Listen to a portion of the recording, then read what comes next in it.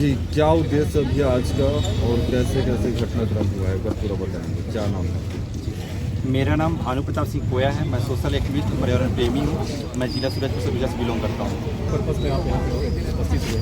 जी, आज एक दिवसीय धरना प्रदर्शन कार्यक्रम या बेसन चौक पुराना बस स्टैंड से लेकर हमने कलेक्टर तक रैली के माध्यम से यहाँ पर आए और प्रशासन के जो अधिकारी हैं उन्हें हमने ज्ञापन सौंपा है। और ज्ञापन के जो प्रमुख विषय हैं, आप सभी को ज्ञात है कि भारत देश की राजधानी दिल्ली में इन दिनों जंतर मंतर मैदान में शिक्षा और युवाओं के लिए, छात्रों के लिए प्रोटेस्ट चल रहा है। और जो अभिजय दिप्के सर हैं और साथ में जो विश्व प्रख्यात या विख्यात के हैं शिक्षाविद वैज्ञानिक सोनम वांगचुक सर वहाँ पर 20 दिनों से धरने पर बैठे थे, अनशन पर बैठे थे। और दिल्ली पुलिस की जो रवैया आप लोगों ने देखा किस तरीके से उन्हें सफ़ेद चादर के छिपा करके उन्हें ले जाया गया हॉस्पिटल में, आप सभी लोगों ने देखा है। साथ ही आपको पता है कि देश भर में कई राज्यों में अलग अलग पेपर लीक हो रहे हैं और देश का भी नीट पेपर जो लीक हुआ उसको लेकर पूरे देश भर में ये चर्चा हुई।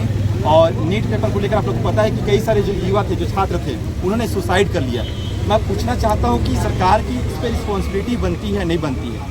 बताइए, एक नीट पेपर तैयारी करने के लिए या जो गरीब हैं, पुअर हैं या मध्यम जो मिडिल क्लास की फैमिली के लोग हैं या तमाम जो कॉमन या जनरल कैटेगरी के लोग हैं, क्या उनके बच्चे को पढ़ने में कितना तैयारी लगता है? 3 साल 4 साल 5 साल कोचिंग कराते हैं, कोई अपना ज़मीन गिरवी रख के, कोई ज़मीन अपना बेच के कोचिंगों में भेजते हैं, तैयारी करते हैं बच्चे दिन रात कई घंटों कई सौ घंटे लग जाते हैं तैयारी करने में। परंतु उसका क्या परिणाम आता है? रिजल्ट क्या आता है? पेपर देने के बाद में लीक हो जाता है। कैसा होता है भाई? क्या है? भारत एक और डेवलपमेंट कंट्री यानी विकसित भारत की ओर अग्रसर हो रहा है और एक तरफ हमारा भारत देश में जो देश के प्राइम मिनिस्टर हैं क्या कहते हैं? बोलते हैं हमारा भारत क्या है?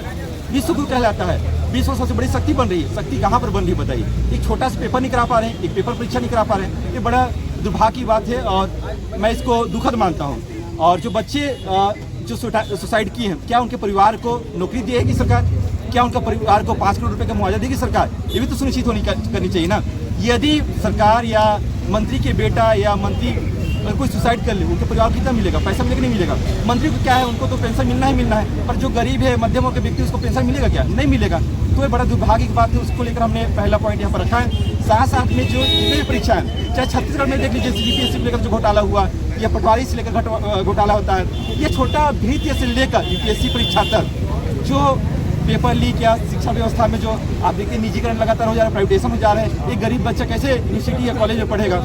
महंगाई हो जा रहा है। ये तमाम चीज़ों को लेकर साथ में ये सरगुजा संभाग है, ट्राइबल एरिया है यानी शेड्यूल एरिया है। और इस क्षेत्र में जो बड़े एग्जाम होते हैं, UPSC का हो, नीट का हो, अंबिकापुर जैसे या सूरजपुर जैसे में सेंटर नहीं दिया जाता, उसको भी हमने प्रमुखता से मांग रखा है कि सरगुजा बस्तर जैसे संभागों में भी सेंटर होना चाहिए ताकि हम गरीब बच्चे पास में अपना पेपर दे सकें, ताकि देश के भविष्य के लिए। आपको पता है कि जो पेपर जो युवा हैं, युवा क्या है, छात्र क्या है, भारत देश की रीढ़ की हड्डी है।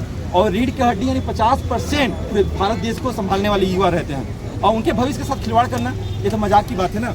तो हमने पूरा चीज़ों को अगला कदम क्या रहेगा आप लोगों का? आगे क्या करने वाले हैं? देखिए, फिलहाल अभी तो हमने एक सांकेतिक सिर्फ सोशल मीडिया में एक आह्वान किया था कि यहाँ पर इकट्ठा हो जाइए, है ना।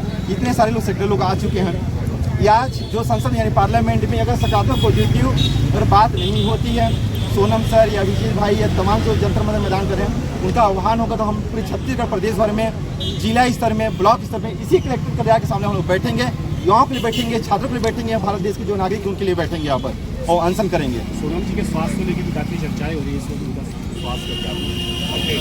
देखिए, सोनम जी का जो अपडेट आया है, कई दिन हो चुके, कई दिनों में उन्हें अस्पताल ले जाया गया।